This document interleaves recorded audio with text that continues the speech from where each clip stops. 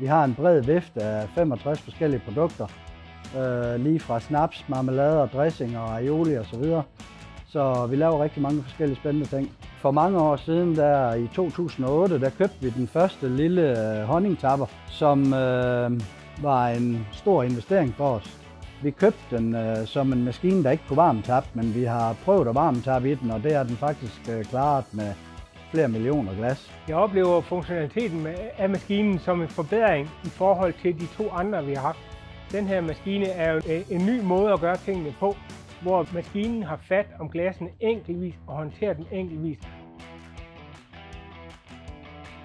Hvis jeg ønsker at køre flere forskellige produkter på samme dag, har jeg mulighed for at dedikere det ene fyldehoved til det ene produkt og det andet fyldehoved til det andet produkt. Dermed kan jeg lave en meget hurtig omskifting. Vores kunder synes, at fordelen ved den her maskine er, at den er ultrakompakt. Den fylder lidt i deres produktion.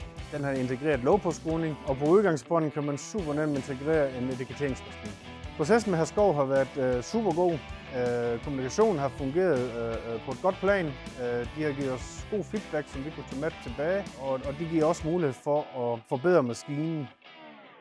Det der med, at man kan mødes med nogen, som man har købt nogle maskiner af for mange år siden, hvor de så udvikler nye maskiner og kan have den her dialog med, hvad kan de nu, hvad kunne de hjælpe os med.